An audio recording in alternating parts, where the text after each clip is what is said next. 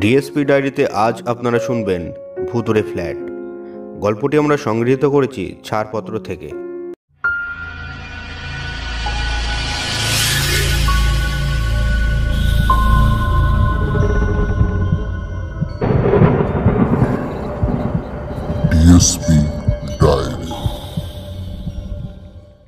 DSP ডায়েরির সমস্ত গল্পগুলো শুনতে সাবস্ক্রাইব করুন আমাদের ইউটিউব চ্যানেলে। রাত 2টো বাজলেই আওয়াজটা ভেসে আসে। সারাদিন ক্লান্তিতে যখন গভীর ঘুমে আচ্ছন্ন থাকি, ঠিক তখনই অদ্ভুত শব্দ ভেসে আসে। আমি কথা বলছি আমার ফ্ল্যাট নিয়ে। এত বড় ফ্ল্যাটের বাসিন্দা শুধু আমি একা। মাঝে মাঝে বাবা মা আসেন, তাই তাদের থাকা নিয়ে যাতে কোনো সমস্যা না হয় সেদিকটা বিবেচনা করেই এই বড় ফ্ল্যাট নেওয়া। যেটা বলছিলাম, প্রায় প্রতিদিন রাতে ফ্ল্যাটের দক্ষিণ পাশের, অর্থাৎ আমি যে ঘরে ঘুমোই সেই ঘরের ঠিক পাশের রুম থেকে অদ্ভুত এক শব্দ ভেসে আসে। আর যত দিন যাচ্ছে সেই শব্দ বেড়েই চলেছে। পরের দিন অফিসে গিয়ে আমার এক বন্ধুকে বিষয়টা জানালাম। সে বলল সেই রুমের টেবিলে হনুমান চল্লিশা রেখে দিতে। ফিরে এসে সেটাই করলাম। প্রথম কয়েকদিন সব কিছু ঠিক ছিল, কিন্তু পঞ্চম দিন থেকে সেই অদ্ভুত আওয়াজের সঙ্গে যুক্ত হলো বিড়ালের মরা কান্নার মতো একটা শব্দ। প্রথমে আমিও সেই বিড়ালের কান্নার মতো শব্দকে বেড়ালের কান্নাই ভেবেছিলাম, কিন্তু আমার এই ফ্ল্যাটে বেড়াল আসার কোনো সুযোগ নেই, কেননা আমার বারান্দাগুলিতেও গ্রিল দেওয়া আছে। এই অদ্ভুত শব্দগুলি আমার রাতের ঘুম কেড়ে নিল।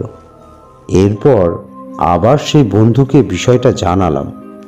সে বলল সেই রুমে একটা ক্যামেরা লাগিয়ে রুমের অস্বাভাবিক কিছু ঘটছে কিনা সেটার প্রতি নজর রাখতে। আমিও সেটা করলাম, একটা ক্যামেরা লাগিয়ে দিলাম। পরের দিন অফিস থেকে ফিরে সেই রুম থেকে ক্যামেরাটি খুলে নিয়ে এসে ল্যাপটপে লাগিয়ে দেখতে লাগলাম অস্বাভাবিক কিছু ঘটেছে কিনা। আমি কি দেখলাম জানেন? আমি দেখলাম সেই রুমের দেওয়ালে যে সুন্দর গ্রামের সিনারিটি রয়েছে সেটি ধীরে ধীরে নিচে নামছে। এরপর সেটি হাওয়ায় উড়ে টেবিলের কাছে গেল।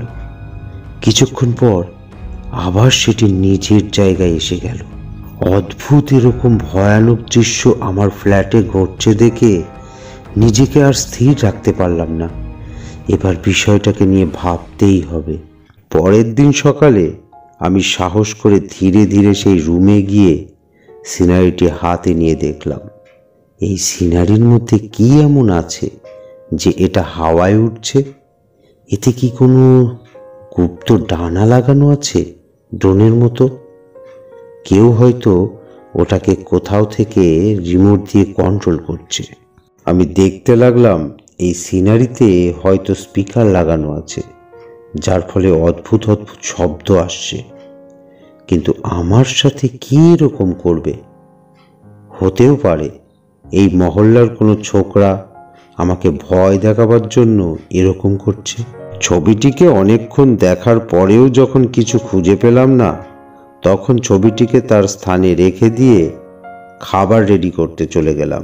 কিন্তু এ কি, আমার হাত এত ভারী হলো কিভাবে? আমি সামান্য জলের গ্লাস তুলতে পারছি না। মনে হচ্ছে আঙুলগুলো বাঁকা হয়ে যাচ্ছে আর অসহ্য যন্ত্রণা হচ্ছে।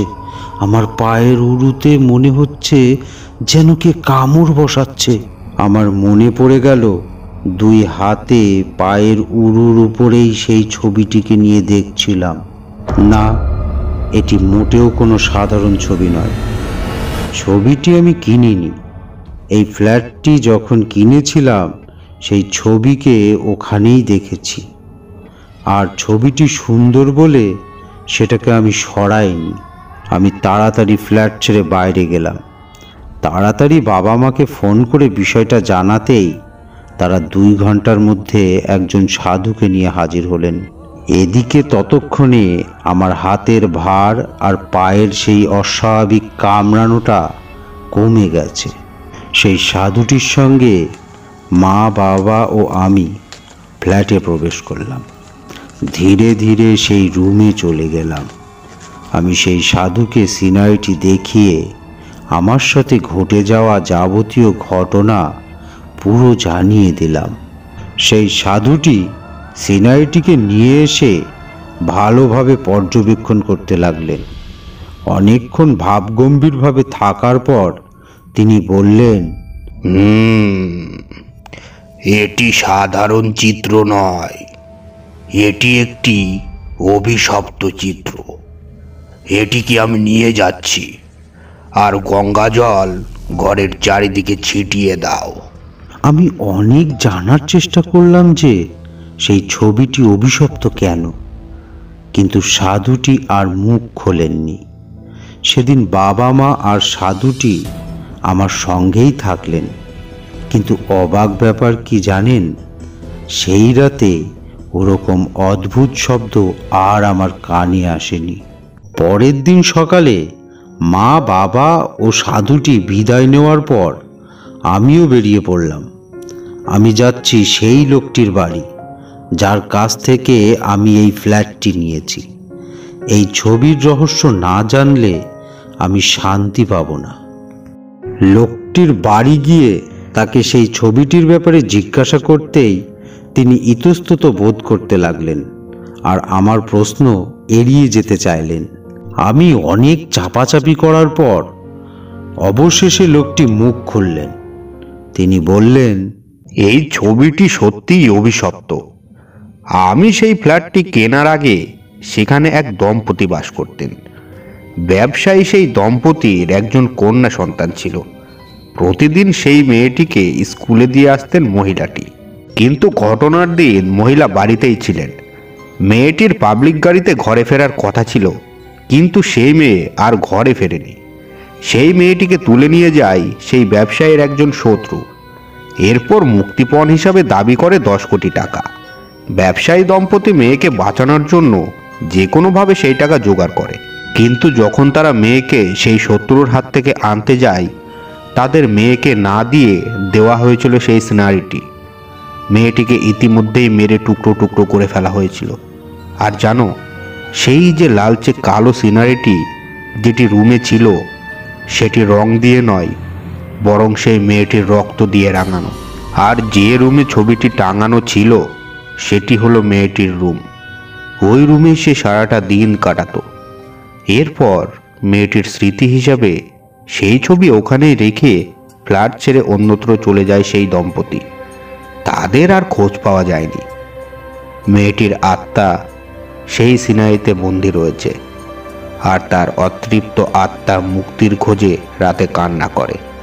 তার আত্মা শুধু মুক্তি চায়, শুধুই মুক্তি। শুনছিলেন ভুতুড়ে ফ্ল্যাট।